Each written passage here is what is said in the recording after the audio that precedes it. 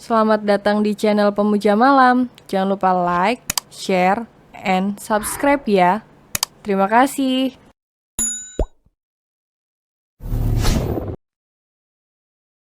Chapter 29. Harta suami adalah milik istri. Lihat ini, Mas. Rasia mengambil kantong kresek, menutupi lukanya dengan kresek tersebut lalu melekatkan dengan isolasi. Dah, aku mau mandi dan luka ini enggak akan kena air. Rasia berlalu ke kamar mandi, tetapi Pandu dengan segera menyusul. Bahkan langsung membopong tubuh Rasia hingga membuat wanita itu terkejut. Mas, aku takut. Pegangan kalau kamu takut jatuh, tapi aku tidak akan membiarkanmu jatuh. Aku mencintaimu. Pandu mengecup bibir Rasia dengan mesra. Mereka pun masuk ke kamar mandi dan menutup pintunya dengan rapat. Lebih dari 1 jam mereka berada di kamar mandi. Pandu dan Rasia keluar dengan wajah yang sudah tampak segar. Pandu membantu mengeringkan rambut istrinya. Kemudian, dia melepas kresek yang menutup luka Rasia dan melihat keadaan luka tersebut. Kamu yakin tidak perih? Tanya Pandu khawatir. Tidak, aku bukan anak kecil, Mas. Rasia merebahkan tubuhnya di atas tempat tidur dan membelakangi suaminya. Maafkan aku, kamu pasti masih sangat marah padaku.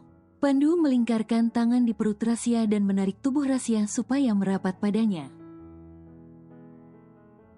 Aku tidak marah, aku hanya kecewa. Rasia menjawab jujur. Maaf, Pandu makin mengeratkan pelukannya. Sudahlah, Mas, aku tidak apa-apa. Rasia berusaha terlihat baik-baik saja. Aku janji tidak akan membentak kamu lagi seperti tadi. Aku juga tidak tahu kenapa bisa lepas kendali. Mungkin karena aku terlalu cemburu, ujar Pandu. Aku tahu itu. Aku enggak ngangka kalau kamu sebucin itu padaku. Rasia terkekeh, padahal jujur, hatinya masih terluka karena bentakan Pandu. Mulai sekarang, maukah kita saling berjanji untuk saling mengerti dan saling menerima? Pandu bertanya penuh harap. Tentu saja, kamu percaya enggak sih kalau 1 tahun pertama sebuah pernikahan adalah masa-masa tersulit? Banyak hal yang menguji rumah tangga sebuah pasangan suami istri. Rasia berbalik dan menatap Pandu dengan lekat. Pandu tersenyum, tangannya mengusap wajah Rasia dengan lembut. Aku mencintaimu. Pandu mendaratkan ciuman di kening Rasia dengan sangat lama, menyalurkan segala perasaan yang dia miliki untuk wanita itu. Rasia pun memejamkan mata untuk menikmati ciuman itu. Aku juga mencintaimu, Mas. Rasia membalas. Pandu mencium bibir Rasia setelah mendengar ucapan cinta dari wanita itu. Lidah mereka pun saling berbelit satu sama lain. Menikmati ciuman yang membuat mereka seakan candu. Perlahan, tetapi pasti, Pandu menurunkan ciumannya ke leher jenjang Rasia. Rasia pun mulai terbuai. Dia menggigit bibir untuk menahan desahan yang hampir keluar dari sana. Pandu kembali mencium kening dan seluruh wajah Rasia. Keluarkan desahanmu, dan jangan pernah sekalipun kamu tahan, sayang. Bisik Pandu tepat di telinga Rasia hingga membuat bulu kuduk Rasia terasa meremang. Apalagi saat Pandu mencium belakang telinga Rasia, sungguh itu mampu membuat Rasia merasa tidak karuan. Di ruangan milik Pandu, lelaki itu duduk di kursi kebesaran dengan gaya gagah. Wajahnya tampak sangat tampan saat sedang serius menatap layar komputer. Arga sebagai asisten pribadi pun duduk berjarak cukup jauh dari Pandu. Mas, Rasia merasa jengah, sedari tadi hanya duduk di sofa dan menunggu suaminya bekerja. Kenapa? Tanya Pandu tanpa mengalihkan pandangannya dari layar komputer. Ish, aku jenuh, Mas. Rasya merengek manja. Rasanya dia benar-benar bosan, padahal Pandu sudah meletakkan banyak camilan di dekat Rasya. Aku pengen jalan-jalan. Rasya mengembuskan napas malas. Pekerjaanku belum selesai. Rasya turun dari sofa dan berjalan mendekat suaminya. Tangan Rasya melingkar di leher Pandu hingga lelaki itu menghentikan gerakan jarinya sesaat. Pandu mendongak dan wajahnya langsung bertemu Rasya. Aku mau pulang aja, tapi... Tapi apa? Tanya Pandu saat Rasya menghentikan ucapannya. Boleh enggak aku ajak Zainab ke rumah? Dia katanya di kontrakan sendirian. Aku kasihan, Mas. Lagian aku juga di rumah sendirian kesepian. Rasya berbicara manja. Pandu menarik tengkuk Rasya dan menyatukan bibir mereka. Namun, hanya sesaat karena Rasya segera melepaskan itu saat teringat ada Arga di ruangan tersebut. Boleh enggak? Tanya Rasya penuh harap. Ya, biar Arga yang mengantarmu sampai rumah. Pandu kembali duduk tegak dan menyuruh Rasya untuk duduk di pangkuannya. Kak Arga sedang sibuk. Aku naik taksi aja, Mas. Rasya mengalungkan tangan di leher Pandu dan menyandarkan kepala di dada bidang milik Pandu. Pandu terdiam sesaat. Dia baru ingat kalau memang mereka saat ini sedang sibuk akhir bulan. Pekerjaan sedang padat-padatnya.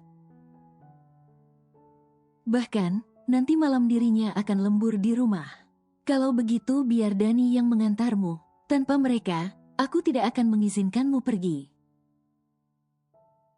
Ucapan Pandu sangat tegas. Mau tidak mau, Rasya pun mengiyakan. Sebelum Rasya pergi, Pandu terlebih dahulu mencium bibir istrinya dengan sangat lembut.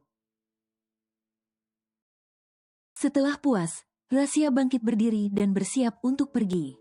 Ga, suruh Dani untuk menemani istriku pulang.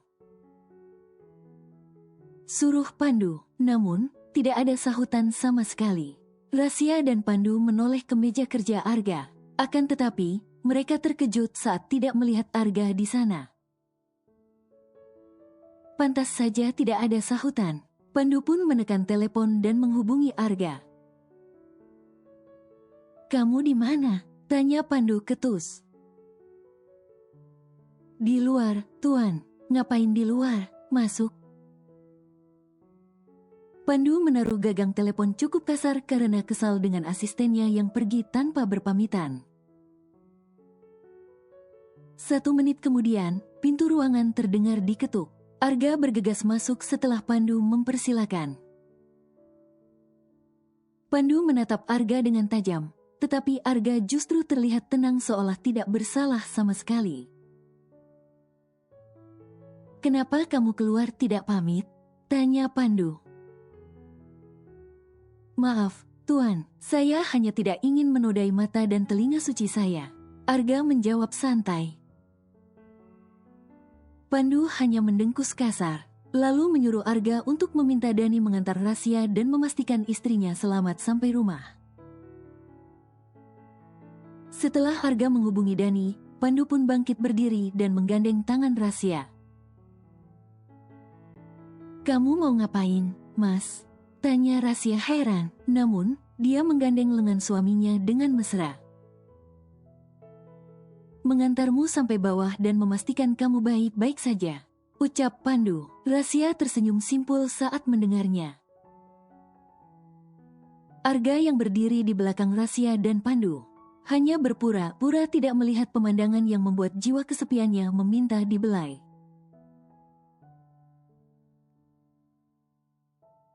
Sebelum kembali ke rumah, Rasya terlebih dahulu menjemput Zahra di kontrakan.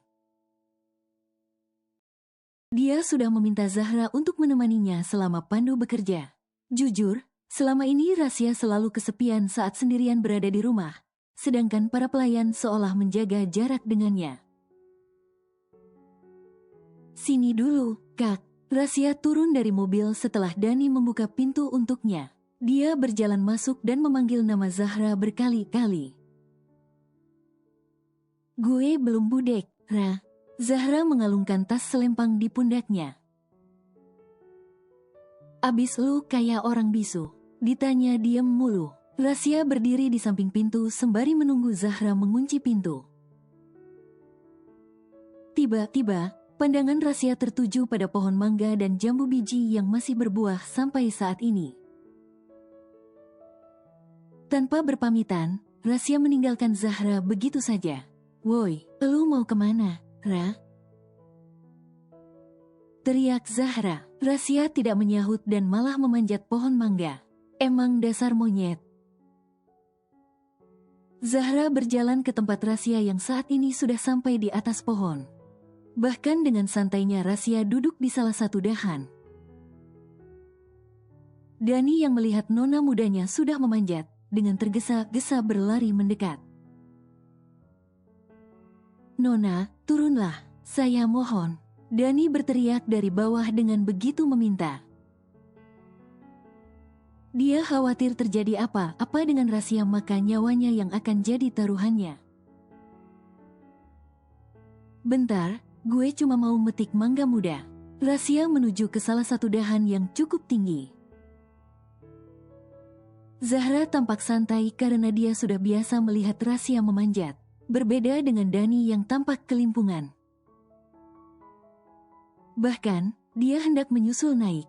Tetapi Zahra menahan dan mengatakan semua akan baik-baik saja. Karena Rasya adalah pemanjat yang handal, seperti seekor tupai. Dengan hati was-was, Dani menunggu di bawah sembari merapalkan berbagai doa.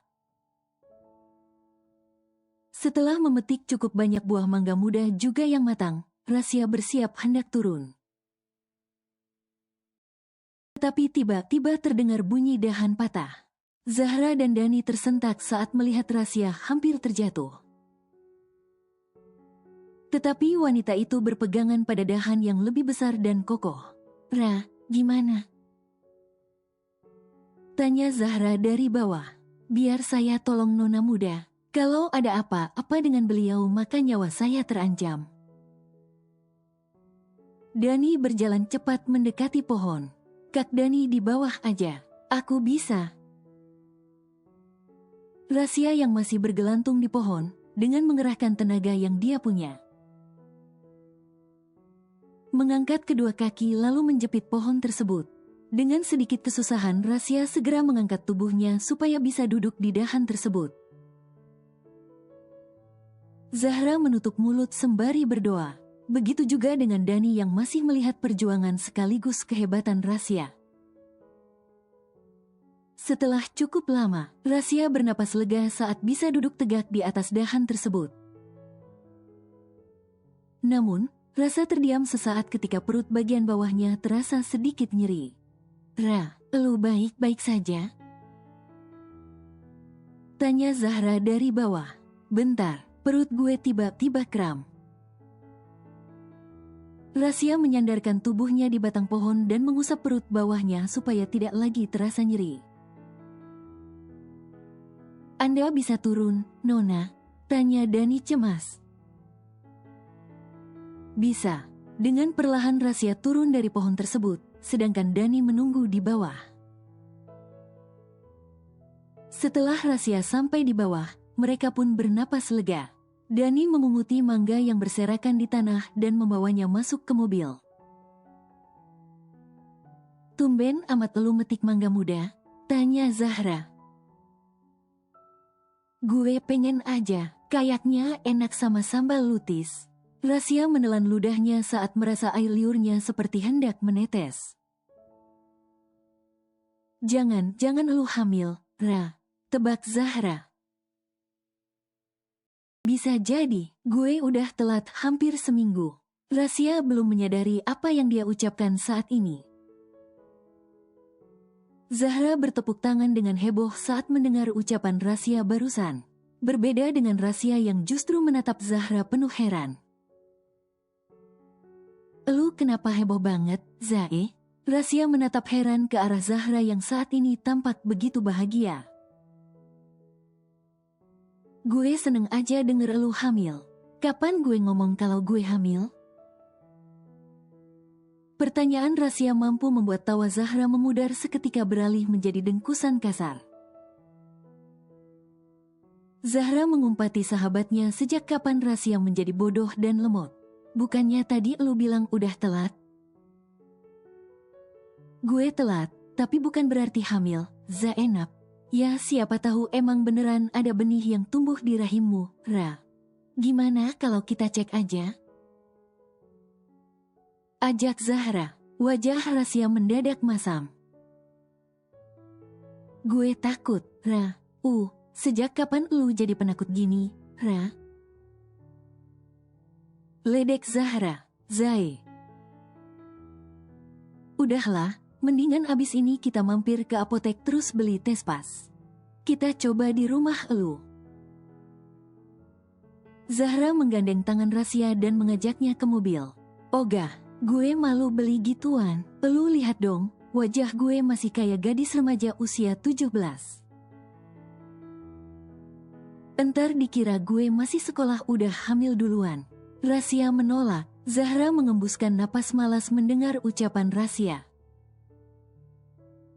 Biar gue yang beli. Zahra berkata yakin. Rasya pun setuju dan mereka bergegas menuju ke mobil.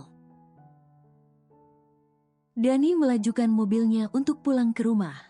Namun, sebelumnya Rasya meminta Dani untuk berhenti di salah satu apotek yang mereka lewati nanti. Zahra turun untuk membeli tespek, sedangkan Rasya menunggu di dalam mobil bersama Dani. Ketika sedang menunggu Zahra, ponsel Rasya terdengar berdering. Rasya menautkan alis saat melihat nama Arga tertera di layar. Rasya pun mengangkat panggilan tersebut. Halo, Kak Arga, ada apa? Tanya Arga. Nona, apakah Anda sudah sampai rumah? Tanya Arga.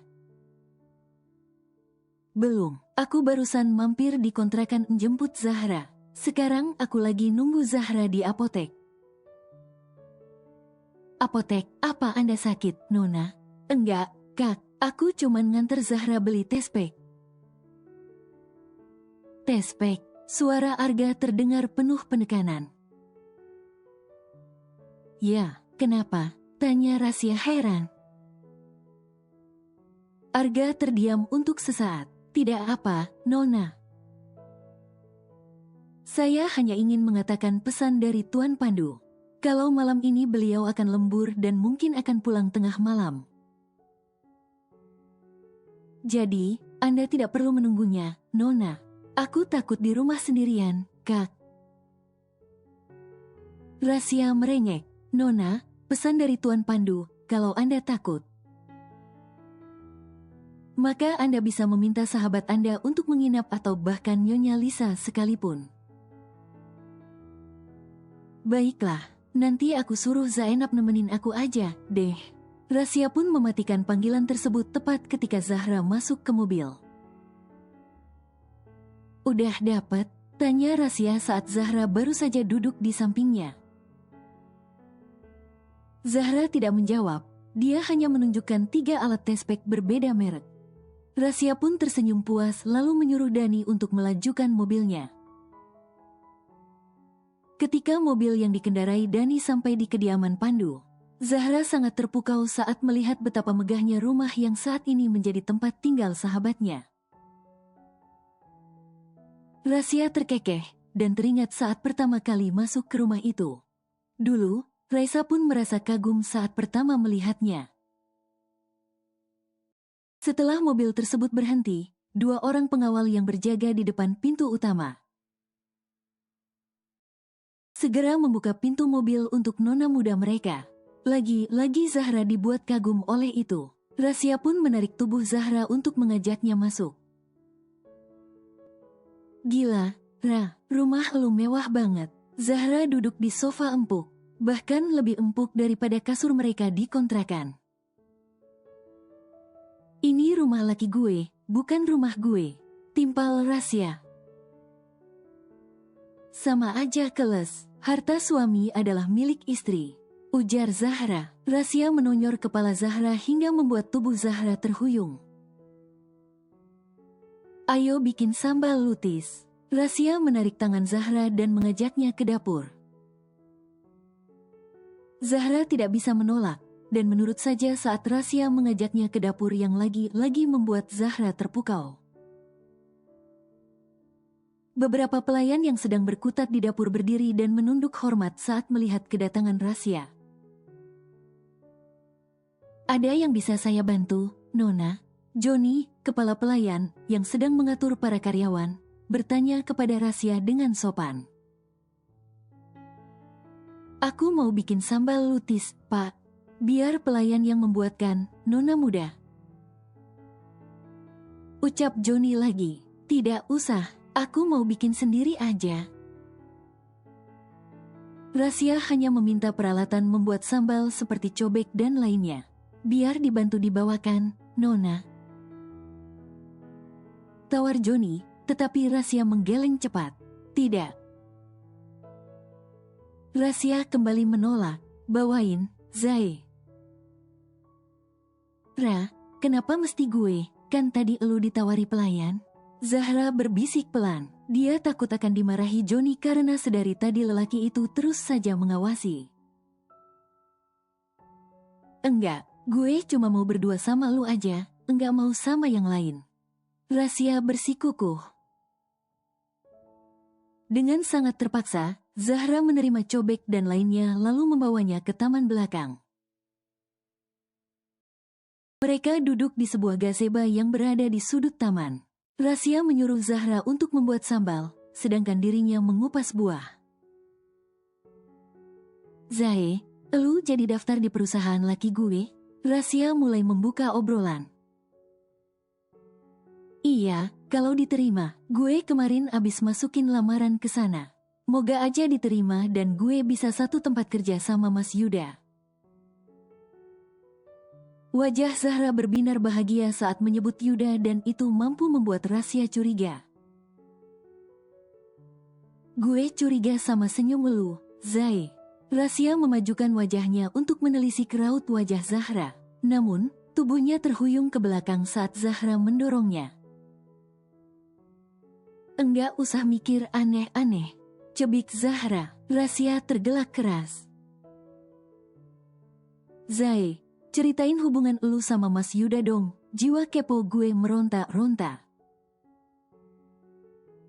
Rasya menatap Zahra dengan lekat. Ish, elu nyebelin. Zahra mendengkus kasar. Bukannya gue udah pernah bilang sama lu kalau Mas Yuda itu kakak gue di panti? Iya, gue inget. Cuman, roman-romannya gue mencium bau cinta dari sorot mata lu, Zai. Enggak usah ngarang elu, Ra. Ingat, gue bawa pisau. Zahra mengangkat pisaunya tinggi seolah hendak menusuk Rasya.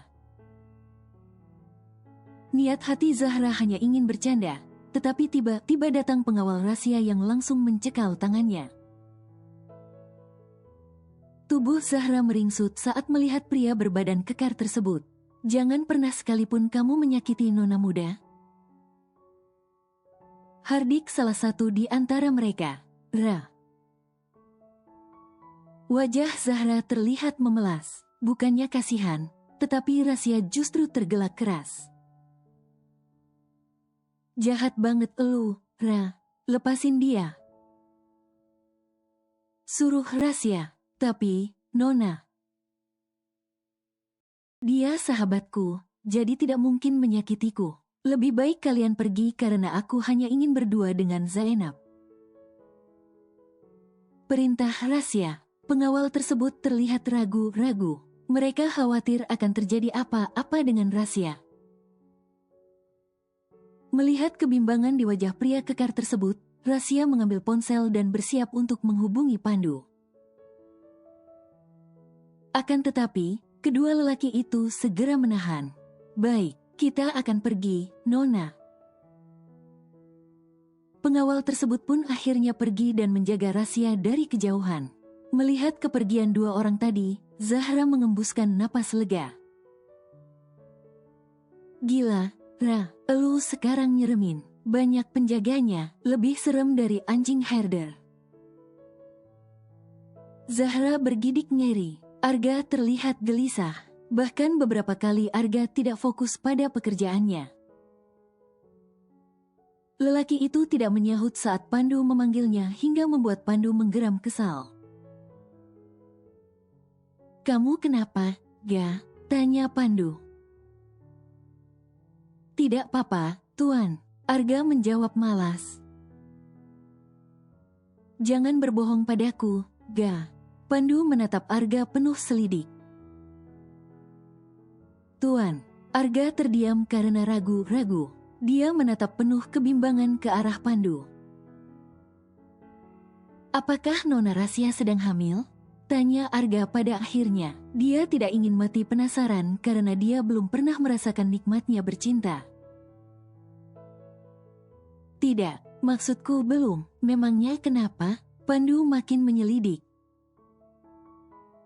"Barusan waktu saya telepon Nona Muda, katanya beliau sedang mengantar Zahra di apotek membeli tespek." Papar Arga. Pandu sedikit terkejut, namun dia masih ingat kalau 1 minggu yang lalu mereka tidak melakukan adegan percintaan. Karena Rasya datang bulan meskipun hanya sehari. "Tidak, istriku baru datang bulan 1 minggu lalu," sahut Pandu. "Mungkinkah Zahra yang hamil?" Gumam Arga, tetapi masih bisa didengar oleh Pandu. "Mana ku tahu, kamu tanya sendiri sama orangnya," ucap Pandu ketus. "Lebih baik sekarang kamu kerjakan tugas kamu dengan baik karena aku ingin segera pulang, Ga." "Baik, Tuan." Arga menutup mulut rapat dan berusaha fokus pada pekerjaannya meski bayangan Zahra berkali-kali datang mengusik. Akan tetapi, di saat Arga mulai fokus pada layar komputer, terdengar beberapa kali Pandu memanggil. "Ada apa lagi, Tuan?" tanya Arga, berusaha meredam kekesalan. "Ga, aku minta kamu jujur pada perasaanmu sendiri. Jangan sampai kamu menyesal karena terlambat menyadari," ucap Pandu. Arga tidak menjawab, hanya menghela napas panjang dan mengembuskan secara perlahan. Arga sadar, dia sering merasa gelisah saat bayangan Zahra datang. Namun, rasa sakit yang ditorehkan Gea seolah membekas di hati Arga. Hingga membuat lelaki itu merasa takut untuk kembali mengenal cinta. "Kulihat hubungan Zahra dengan Yuda itu sangat dekat." "Kamu tahu, Ga, tidak ada hubungan yang murni kakak adik angkat. Itu menurutku." Bukannya membuat tenang, ucapan Pandu tersebut justru membuat Arga makin merasa gelisah. Tanpa Arga ketahui, sudut bibir Pandu tersungging setelah mengucapkan itu.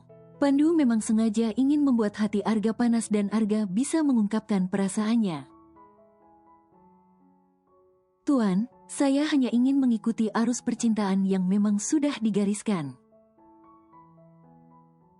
Suara Arga terdengar lesu. "Ya, dan aku berharap semoga kamu mendapat jodoh paling di antara yang terbaik, Ga." Doa Pandu tulus. Arga hanya mengamini dan berusaha mengembalikan konsentrasinya pada layar komputer.